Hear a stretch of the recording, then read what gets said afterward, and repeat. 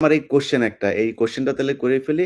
আপনার বলো। ওয়াইফকে অপহরণ করেছিল এই শেখ মুজিবের, তারপরে গোলাম মোস্তফার ছেলে এরা, কামালের বন্ধু-বান্ধব এরা। না, এটার গাজীপুর হচ্ছে নিজে নিজে ছিল। নিজে আচ্ছা।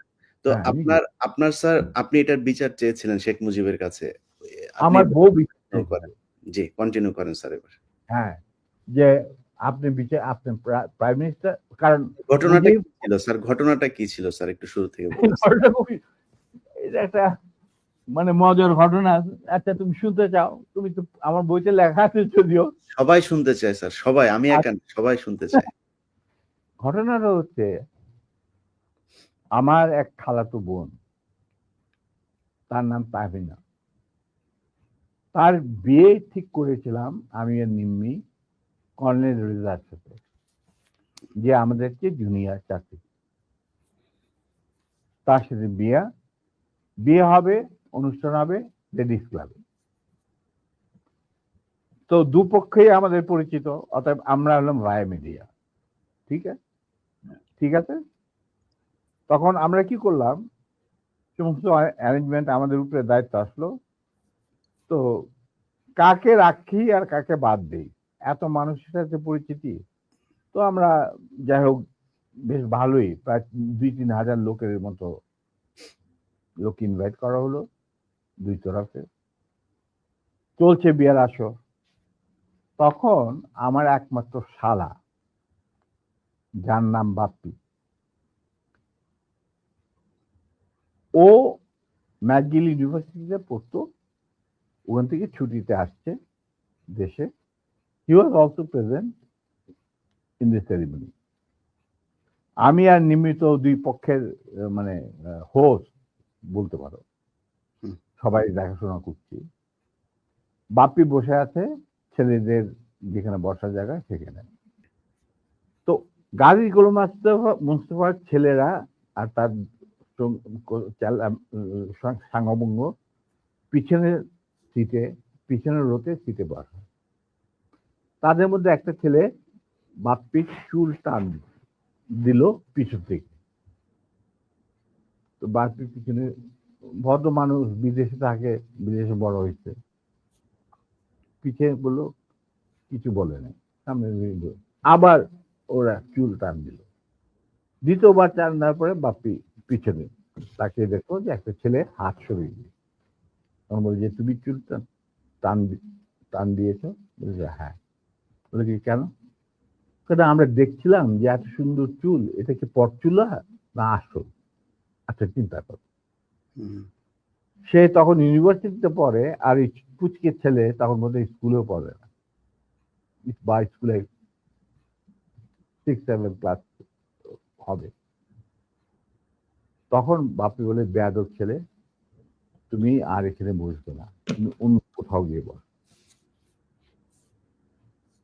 ওরা বেরিয়ে চলে গেল। আমরা কিন্তু কিছুই জানি না, মানে আমি আর নিমি এত ব্যস্ত, দুই পক্ষকে দেখাশোনা, খাওয়া দাওয়া চলছে এর মধ্যে। হঠাৎ দেখলাম দুটা মাইক্রোবাস, রেড ক্রস আর একটা গাড়ি, ফোকসো গাড়ি, সবুজ রঙের গাড়ি, আগে পিছনে দিয়ে মাইক্রোবাস থামলো।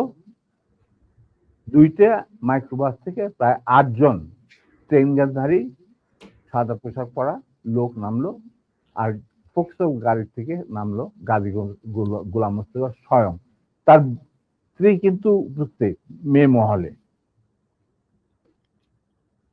উনি গাড়ি থেকে নেমেই চিৎকার করতে শুরু করলেন, মেজর ডালিম কোথায়, মেজর ডালিম কোথায়? যাই হোক, আমি বাইরে আসলাম, আসে গাড়ি গোলাম মোস্তফার সামনাসামনি বারান্দাতে।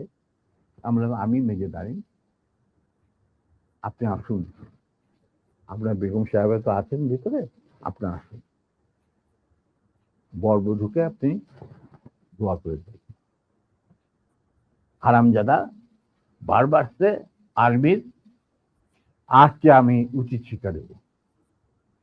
আমি দেখলাম আমার চারদিকে ওই ট্রেনের ঠেকাইলেও প্রায় 4-5 জন মানুষ, আর 4-5 জন খালে দাঁড়িয়ে। আমরা এটা কি, আমি একজন ট্রেন মানুষ, আপনি দেখেন কিছুই কি ব্যাপার কি, আপনি এতটা উত্তেজিত করেন? আমি তো জানি না যে এর মধ্যে কি ঘটনা ঘটে।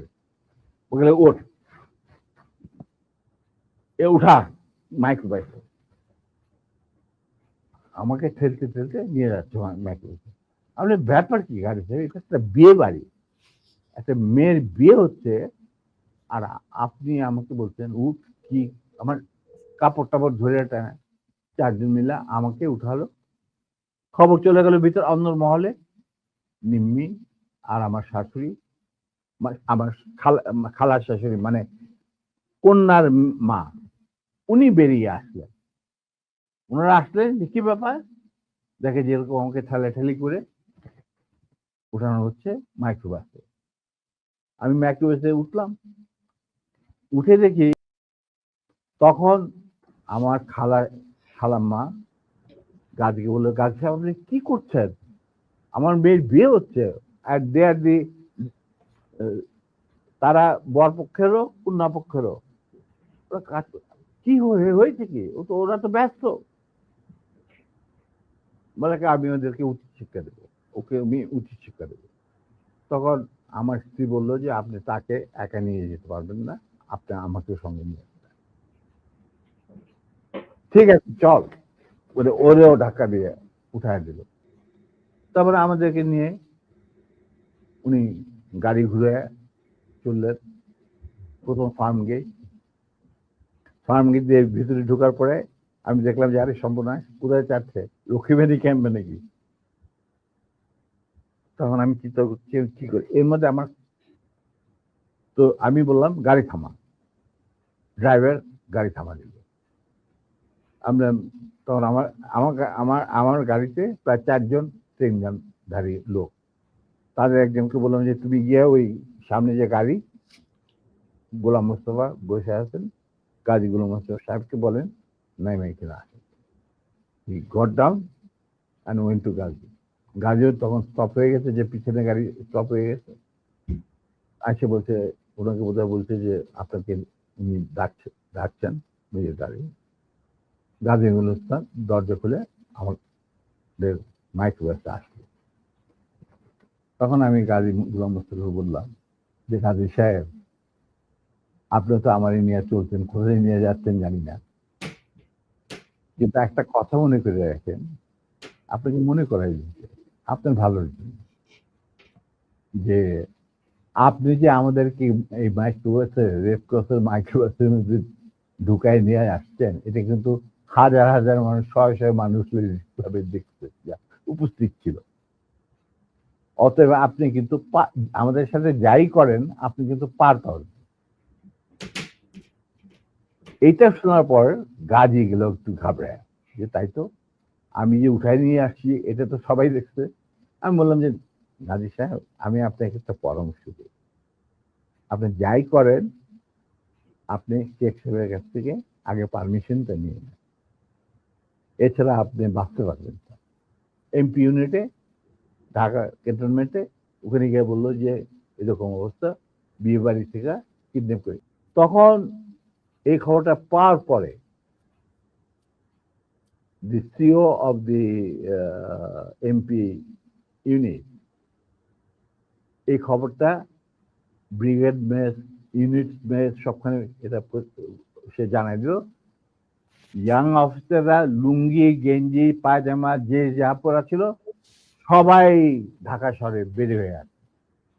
তারা খুঁজতে লাগলো যে আমাদের অ্যাবডাক্টেড অফিসার তার ওয়াইফ কোথায়।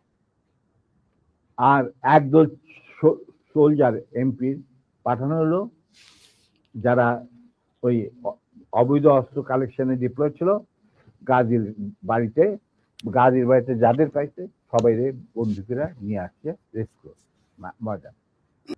তো গাড়ি চললো, আমরা পিছিয়ে পিছিয়ে চললাম আবার কাফেলাকে গাজী 32 নম্বরের গেটের ভিতরে ঢুকতে না দিয়ে বাইরে খাড়া করায়, স্টপ করার পর গাজী তার গাড়ি নিয়ে ভিতরে চলে, আমরা ওখানে থাকলাম। ইতিমধ্যে যখন এরকম সারা আর্মি ডিপ্লয়মেন্ট যারা ডিপ্লয়েড ছিল তারা যখন গাড়ির পরিবার ধরে নিয়ে আসছে আর সবখানে ব্যারিকেড দিয়ে চেক করা হচ্ছে প্রত্যেকটা গাড়ি যে আমাদের মিসিং অফিসার তার স্ত্রী কোথায় আছে কিনা, যাতে ঢাকার বাইরে না যেতে পারে। এই হুলস্থুল চলছে। মাহবুব এক ঘটনা ঘটছে, বলে কি ঘটনা? যে নিম্মি আর ডালিমকে উঠায় নিয়ে গেছে গাজী গরম বিয়ে বাড়ি থেকে। কোথায় নিয়ে গেছে কি হয়েছে জানি না, তবে তার পরিবারের সবাই এখন অ্যারেস্ট করা হয়েছে। তারা সব ওই সাউদি উদ্যানে আছে, মানে রেস্ট করছে। আর্মি সারা ঢাকা শহরে ছড়ায় পড়ছে।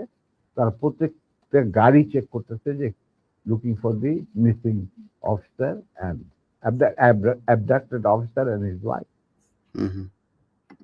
মাহবুবকে চাইনি কি? এটা তো সাংঘাতিক কথা। গাড়িতে তো বিশ্বাস করা যায় না বলে সে রেড টেলিফোন করতে, মানে হাত দিতে গেছে, রেড টেলিফোন বেজে উঠছে। কে? শেখ মুজিব। ফোন মাহবুব। তো উঠাইছে, কে বলছে? আমি মাহবুব বলছি। বলে যে আমি প্রাইম মিনিস্টার মুজিবুর রহমান। বলে কি? জি স্যার বলেন।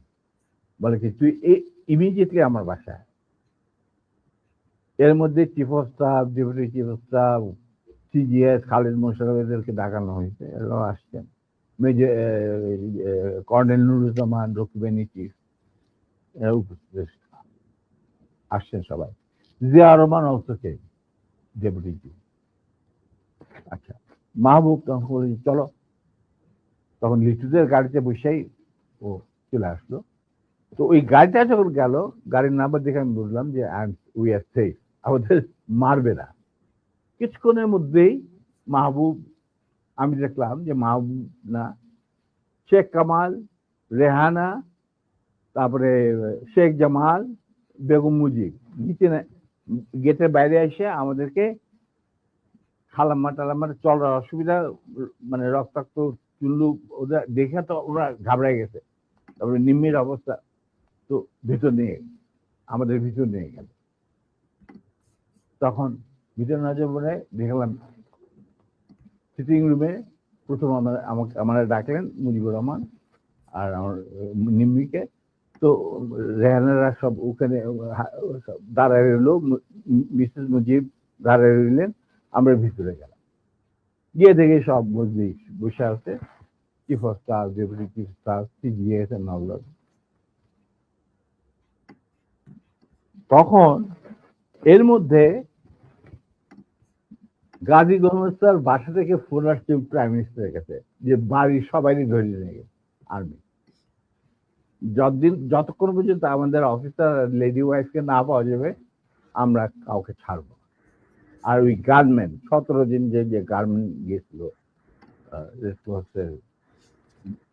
মাইক্রোবাসে, এই খবর শুনা গাজীরও মুখ শুকায় গেছে, মুজিবুর রহমানেরও মুখ শুকায় গেছে, যার জন্য এই সবাইকে ডেকে নিয়ে আসছে, জিয়া রহমান, শফিউল্লাহ, খালিদ মোশাররফ। আচ্ছা, তো মুরলী বুদ্ধি আর কি। আমরা ঢুকতেই নিম্মিকে জড়ায় ধরলেন মুজিবুর রহমান। মা তুই কাঁদিস না, তুই কাঁদিস না, আমি এটার বিচার করবো। এই হারামজাদা গাজী, তুই করছিস কি? এটা কি করলি তুই? যা ওর পা ধরে মাপচা। আমার বউয়ের পা ধরে মাপচা। গাজী একটু অগ্রসর হওয়ার পর আমার বউ বলল, নিজের চপ্পল খুলে বলল, খবরদার, তুমি আমার ক্ষমা পাওয়ার যোগ্য নয়, আমি তোমাকে ক্ষমা করতে পারবো না, তুমি পিছিয়ে যাও। মুজিব আর বাকিরা তো সব চুপ করে বসে, আমি চুপ করে দাঁড়িয়ে। তখন বলতেছে মা, আবার মুজিব আমার বউ নিম্মিক জড়ে ধরে বললো, মা আমি এর উপযুক্ত বিচার করব, তুই আমার ভরসা রাখ। তখন আমার বউ বলছিল, নিম্মি বলছিল যে চাচা, যাদের রক্তের উপরে আপনি আজ দেশের প্রধানমন্ত্রী, তাদেরই আজকে রক্ত ঝরাইতে হয় স্বাধীন দেশে গাজীর মতো একটা কম্বল চোরের হাতে। এর বিচার আপনি কি করবেন? আমি বিচারের মাল্লার, আল্লাহ তার বিচার করবে, আমি আপনার কাছে কোনো বিচার চাই না। তখন আবার বেগম মুজিবুর বলে, ওদেরকে উপরে নিয়ে যা। মুজিবুর রহমানের এবং আদালতের সামনে সই বলেছে, sir, I have been ordered to come and convey the message loud and clear to you that it is a legal matter. Ghazi has violated the Prime Minister's order on which army has been deployed over the whole country, and he had abducted an officer in uniform and his wife while he himself is engaged in this operation along with 17 gunmen in the Red Cross microbus. Now, যেহেতু আমরা deployed আছি to recover the illegal arms, the commander said, no way, Ghazi and these 17 people has to be surrendered to him, and then legal proceedings will start according to the law. দেশে emergency চলছে, আমাদেরকে prime minister খুব ঝুঁকিপূর্ণ দায়িত্ব দিয়েছেন, আমরা আমাদের যথাসাধ্য চেষ্টা করে যাচ্ছি। তখন বলে স্যার, আমার আর কিছু বলার নেই, আপনার যদি কিছু বলার থাকে আমাকে বলা হয়েছে শুনে আমাদের কমান্ডারকে জানান।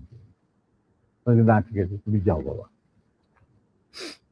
তো শহীদ চলে গেল। এরপর শেখ মুজিব আমাকে বললো, তুই মাফ করে দে।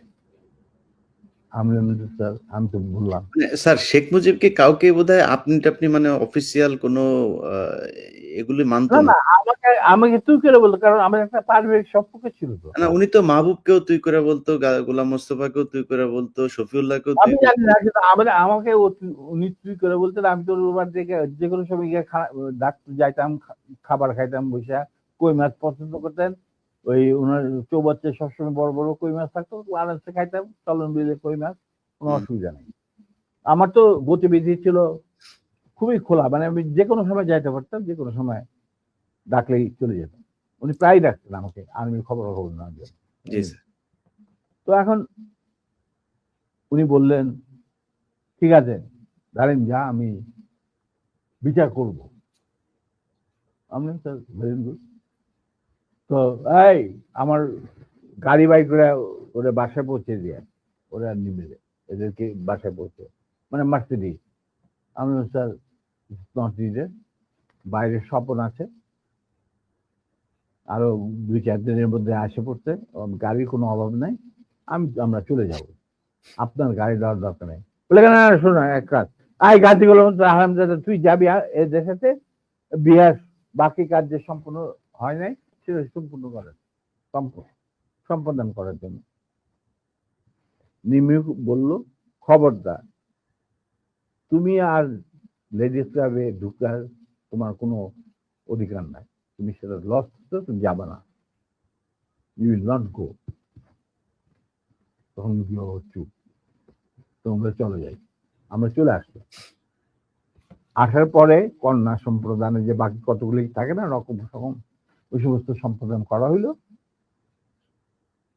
এরপরে 2 দিন পরে